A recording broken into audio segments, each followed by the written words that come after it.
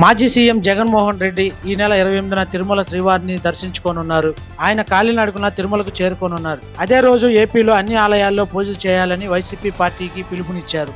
YCP ఎమ్మెల్యేలు బాలినేని శ్రీనివాసరెడ్డి, కిలారు రోసయ్య, సామినేని ఉదయభాను ఇవాళ జనసేన పార్టీలో చేరనున్నారు. ఏపీలో జనావాసాల్లో ప్రతి కిలోమీటర్కి ఒక రేషన్ దుకాణం ఏర్పాటు చేయాలని రాష్ట్ర ప్రభుత్వం యోచించినట్లు తెలుస్తోంది. వంగవీటి రాధా తనయుడు వంగవీటి రాధాకృష్ణకు స్వల్ప గుండెపోటు రావడంతో కుటుంబ సభ్యులు హాస్పిటల్కు తరలించారు. ప్రస్తుతం ఆయన డాక్టర్ల అబ్జర్వేషన్ లో ఉన్నట్లు తెలుస్తోంది. ఏపీలో ఎయిడెడ్ పాఠశాలల్లో ఖాళీగా ఉన్న పోస్టుల భర్తీకి అనుమతిస్తూ పాఠశాల విద్యాశాఖ ఉత్తర్వులు జారీ చేసింది. ఏపీలో పలు జిల్లాల్లో నేడు మోస్తారు వర్షాలు కురిసే అవకాశం ఉందని రాష్ట్ర విపత్తుల నిర్వహణ సంస్థ తెలిపింది. తెనాలికి చెందిన డాక్టర్ ముద్దన కస్తూరిబాయి తనకు చెందిన 6 కోట్ల విలువ గల మహిళా మండలి భవనాన్ని రాష్ట్ర ప్రభుత్వానికి రిజిస్ట్రేషన్ చేసింది. భారీ వర్షాలకు ముంబై, పూణేలో జనజీవనం అస్తవ్యస్తమైంది. ఇవాళ కూడా వర్షాలు కురిసే అవకాశం ఉండడంతో ఎంఐడి రెడ్ అలర్ట్ ప్రకటించింది. బీజేపీ ఎంపీ పురంధేశ్వరి సంచలన వ్యాఖ్యలు చేశారు. అన్యమతస్థుడైన జగన్ టీటీడీ అధికారులకు డిక్లరేషన్ ఇచ్చాకే దర్శనానికి వెళ్లాలని పురంధేశ్వరి ఆరోపించారు.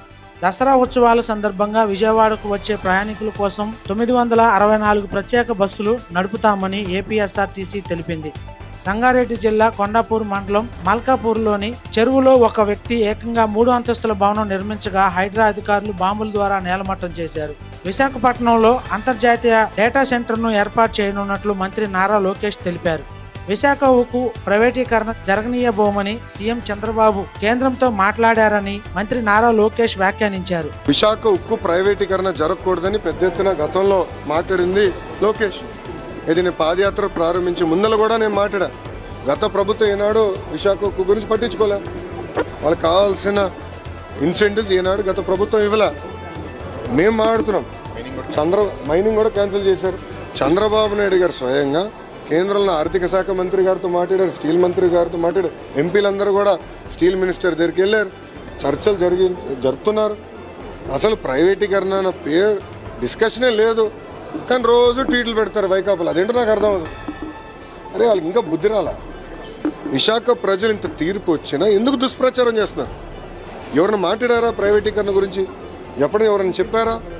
మా రాష్ట్ర అధ్యక్షుల వారు పల్లా శ్రీనివాస్ గారు చాలా స్పష్టంగా విశాఖ ఉక్కుని ప్రైవేటీకరణ జరగనీయము అని చెప్పారు. మళ్ళీ ఎందుకు వాళ్ళు దుష్ప్రచారం చేస్తున్నారు? దయచేసి ఈ ప్రశ్న వాళ్ళని అడగండి. నేను జగన్మోహన్ రెడ్డి గారు ఎప్పుడైనా దొరికితే ఒక్క నిమిషం, జగన్మోహన్ రెడ్డి గారు ఎప్పుడైనా దొరికితే ఆయన కూడా అడగండి. ఏంటమ్మా? అక్టోబర్ 2న ప్రజా ఉద్యమానికి ప్రజా సంఘాలు పిలుపునిస్తుంది. అంటే గవర్నమెంట్ నుంచి ఒక అష్యూరెన్స్ అనేది ఆల్రెడీ చంద్రబాబు నాయుడు గారే అష్యూరెన్స్ ఇచ్చారండి. ప్రతి ప్రెస్ మీట్లో చంద్రబాబు నాయుడు గారే అంటే గౌరవ ముఖ్యమంత్రి గారు చాలా స్పష్టంగా విశాఖ ఉక్కుని మేము ప్రైవేటీకరణ జరగనీయము అని చెప్పారు. ఇంకేం అష్యూరెన్స్ కావాలి? మళ్ళీ 500 కోట్లు కేంద్ర ప్రభుత్వం చంద్రబాబు నాయుడు గారు మాట్లాడిన తర్వాత కేంద్ర ప్రభుత్వం 500 కోట్లు గ్రాంట్ ఇచ్చారు. ఇంకా చేయాలి. గత 5 ఏళ్ళలో ₹1 రాలా. మేము అన్నీ చేస్తున్నాం. ఇంకా అమితాబ్ బచ్చన్ హోస్ట్ గా చేస్తున్న కౌన్ బనేగా కరోడ్పతి టీవీ షోలో ₹1 కోటి గెలుచుకున్న తొలి వ్యక్తిగా జమ్మూ కాశ్మీర్ కి చెందిన చందన్ ప్రకాష్ నిలిచారు. इन्होंने जीते हैं ₹1 करोड़ और इनको मिलती है Hyundai की तरफ से एक स्टाइलिश और कनेक्टेड SUV गाड़ी Hyundai Venue। हाय धनराज जी,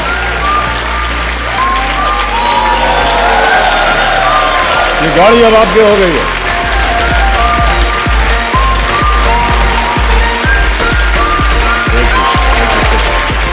మాస్ మహారాజా రవితేజ కుమారుడు మహదన్ అసిస్టెంట్ డైరెక్టర్ అవతారం ఎత్తనున్నట్లు తెలుస్తోంది. రవితేజ కూడా ఇలానే ఇండస్ట్రీకి వచ్చిన విషయం అందరికీ తెలిసిందే. ధోనికి లైన్ క్లియర్. బీసీసీఐ రిటెన్షన్ అవకాశం కల్పించనున్నట్లు వార్తలు వస్తున్నాయి. ఇదే జరిగితే వచ్చే సీజన్లో కూడా ధోని ఆడనున్నట్లు తెలుస్తోంది. రంజీ ట్రోఫీలో పాల్గొనే ఆంధ్ర జట్టును సెలెక్టర్లు ప్రకటించారు. 16 మంది సభ్యుల జట్టుకు రికీ బూయ్ కెప్టెన్ గా వ్యవహరిస్తారు.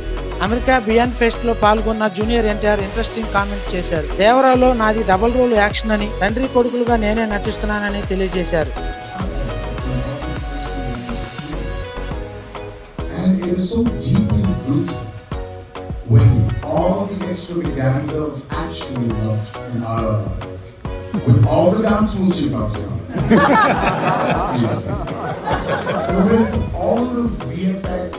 CGI wonders.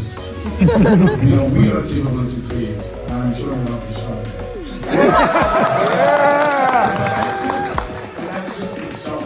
There's a lot of And obviously after the job. So you're gonna enjoy every little thing. And more than that, I'll say that it is again a very deeply rooted movie of India, which is definitely useful.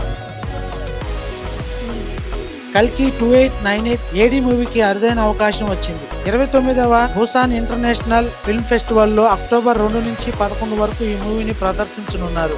Tamil star హీరోలు విక్రమ్, సూర్యతో దర్శకుడు Shankar cinema తెరకెక్కించనున్నట్లు తెలుస్తోంది. Prabhas fans కు good news చెప్పారు director Koratala Shiva.